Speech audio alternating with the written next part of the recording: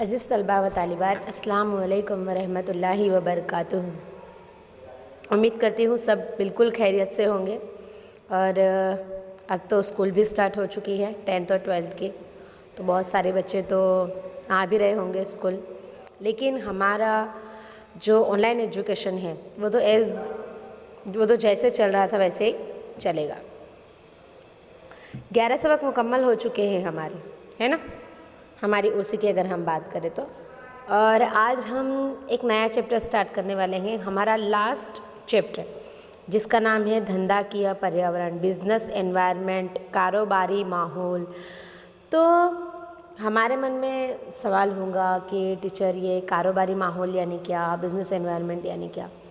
तो हमें एक चीज़ समझनी होगी कि कोई भी कारोबार हो वो समाज के जो अलग अलग फैक्टर्स है, चाहे वो इक्तिसादी हो, समाजी हो, तहजीबी हो, टेक्नोलॉजिकली हो, सियासी हो या कानूनी हो, बराबर, ये कहीं ना कहीं पे हमारे मुलाजिमों से, हमारी कारोबारी इकाइयों से, हमारे ग्राहकों के साथ सीधे सीधे जुड़े हुए होते हैं। क्यों?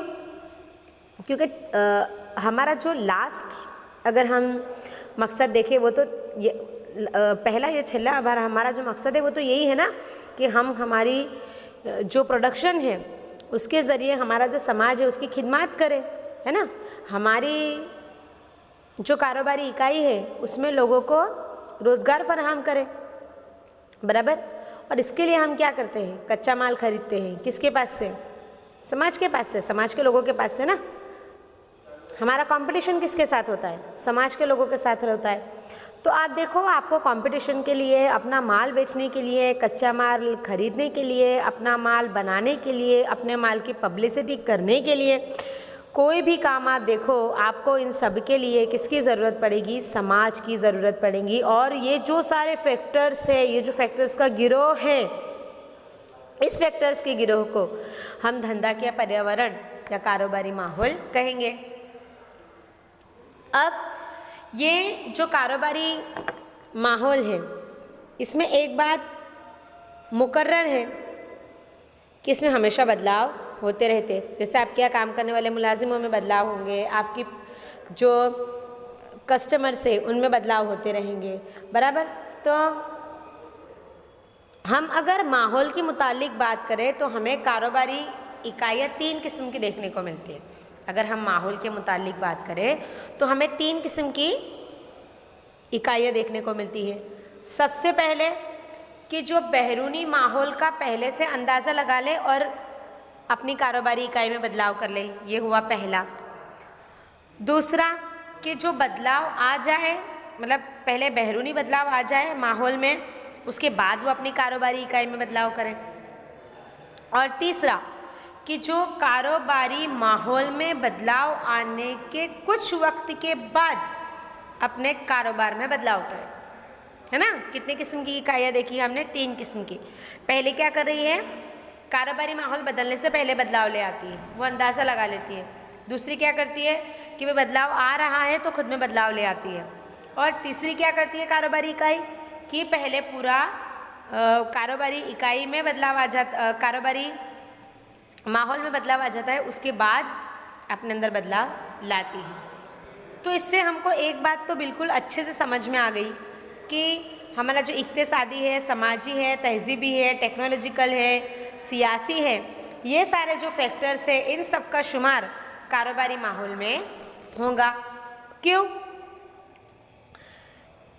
क्योंकि हमारे जो कस्टमर्स है, हमारे जो मुलाजिम है, हमारे जो कॉम्पिटिटर है, हमें जो कच्चा माल पूरा पाड़ने वाले हैं, बराबर, इन सब का शुमार भी कारोबारी माहौल में हो रहा है।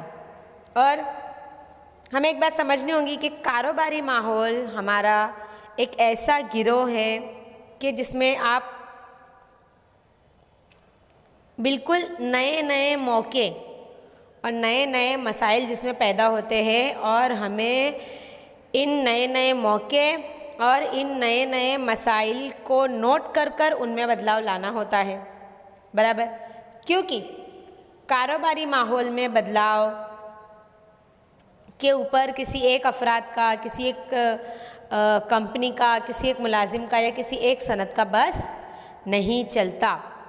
हमें कारोबारी माहौल में बदलाव आने के मुताबिक खुद को ढालना होता है और हमें हमारी कारोबारी इकाई में भी बदलाव लाना होता है। अच्छा, अब ये जो कारोबारी माहौल है इसकी अहमियत क्या है, इसका महत्व क्या है, तो उसकी यहाँ पर टोटल 6 अहमियत है जो हम स्टेप बाय स्टेप देखेंगे। इसमें सबसे पहली अहमियत की अगर हम बात करें तो हमारी सबसे पहली अहमियत है प्रथम प्रवेशनो लाभ, पहले आने का फ़ायदा। देखो, कारोबारी इकाई या कारोबारी माहौल की स्टडी अगर आप करो तो आपको एक बात देखने को मिलेंगी कि जो कंपनियां मार्केट में पहले आ जाती है ना, एक बात ध्यान रखना, उनको पहले आने का फ़ायदा भी मिलता है। जैसे मिसाल के तौर पर अगर हम 2 व्हीलर की बात करें तो सालों तक भारत में स्कूटर की अहमियत मानी जाती थी। हालांकि उस वक्त में मोटरसाइकिल की भी फ़रोख्त होती थी, लेकिन अगर मान लो कि कोई साइकिल की कंपनी हो और उसको ऐसा लग रहा है कि भाई अब इन फ्यूचर भारत में स्कूटर और मोटरसाइकिल ज़्यादा फेमस होने वाले हैं, तो वो स्कूटर और मोटरसाइकिल के लिए किसी विदेशी कंपनी के साथ करार कर ले, तो इसमें किसका फ़ायदा होगा? इस करार करने वाली कंपनी का फ़ायदा होगा। क्यों? क्योंकि इस करार करने वाली कंपनी ने जो फ्यूचर में होने वाला है उसका अंदाज़ा लगा लिया है कि भाई अब इन फ्यूचर तो 2 व्हीलर ज़्यादा चलने वाले हैं, तो अब हमें साइकिल की प्रोडक्शन थोड़ी कम कर देनी चाहिए और अब हमें मोटरसाइकिल बनानी चाहिए। अच्छा, दूसरी अहमियत क्या है इसकी? संचालकों की संवेदनशीलता। अगर हम कारोबारी माहौल के फैक्टर्स के वजहात की बात करें तो इन फैक्टर्स को स्टडी करने के बाद, इनकी पढ़ाई करने के बाद, इनको नोट डाउन करने के बाद जो संचालक है, जो मुलाजिम है, वो ज़्यादा संवेदनशील हुए हैं। बराबर? कैसे? जैसे भारत में सालों तक एक कंपनी थी कि जो कैमरे बनाती थी। बराबर? अब इस कंपनी, हालांकि इसका कैमरे बनाने में पहला नंबर था, हाँ, लेकिन इस कंपनी ने क्या किया, कैमरे के साथ साथ प्रिंटर और कॉपियर मशीन बनाने का भी फैसला ले लिया। इससे क्या हुआ कि ये कंपनी कैमरे में तो आगे ही रही हमेशा, लेकिन प्रिंटर और कॉपियर में भी इस कंपनी ने अच्छा नाम बना लिया। इसके बाद हमारी तीसरी अहमियत आती है तक झड़पी, यानी मौके को हासिल कर लेना।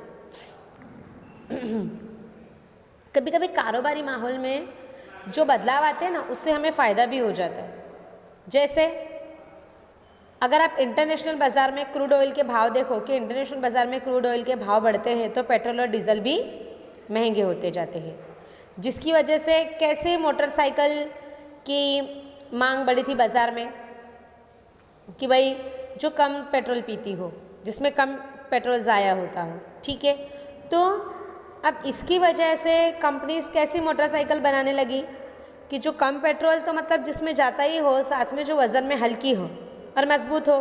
तो इसकी वजह से जो मोटरसाइकिल बनाने वाली कंपनियां थी, उन्होंने लोखंड के बदले फाइबर की मटेरियल का इस्तेमाल किया, और आज ज़्यादातर मोटरसाइकिल वाली कंपनियों में लोखंड के बदले फाइबर की मटेरियल का यूज़ होता है।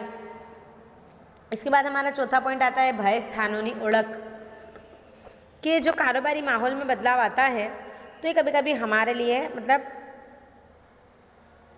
खौफ भी ले आते हैं।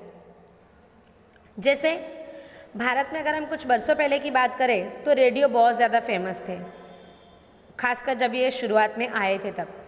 लेकिन जैसे ही रंगीन टीवी, रंगीन टेलीविज़न आए मार्केट में, वैसे जो रेडियो की अहमियत थी वो कम होने लगी। बराबर? अभी अगर हम रेडियो की खिदमत की बात करें तो सिर्फ इसमें एफएम मीन्स के फ्रीक्वेंसी मॉड्यूलेशन, अभी फ़िलहाल इसी का थोड़ा चलन है।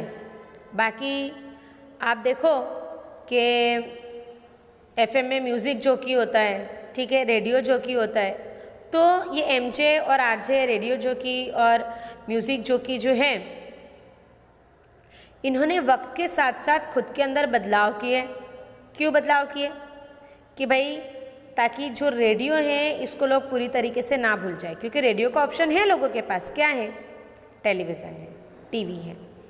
तो ये जो आरजे और एमजे है, इन्होंने अपने बोलने का स्टाइल चेंज किया, है ना।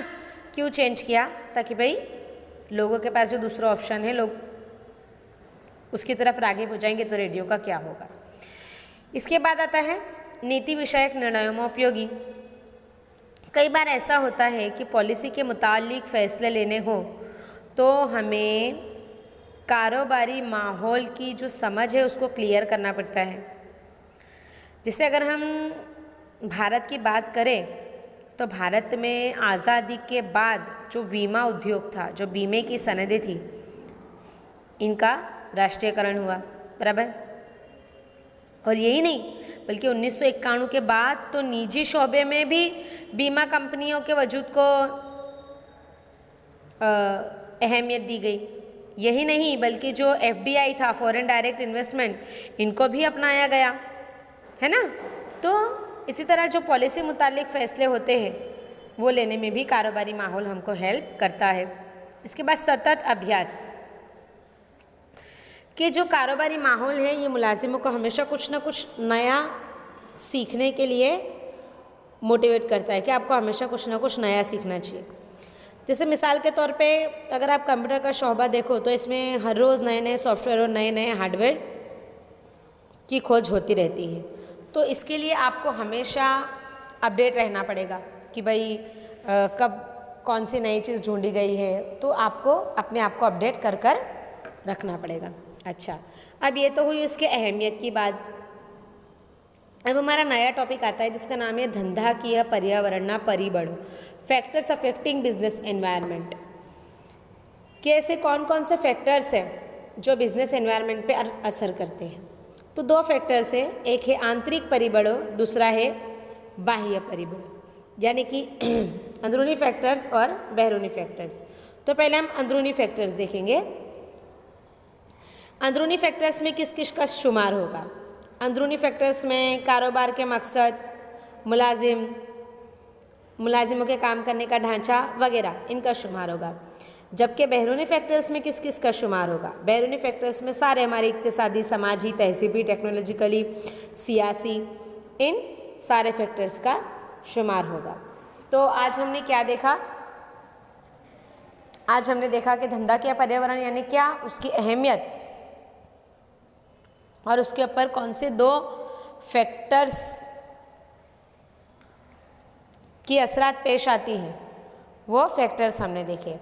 इंशाल्लाह अभी जो फैक्टर्स है अंदरूनी और बहरूनी, इनको हम हमारे आने वाले सेशन में तफसील से देखेंगे।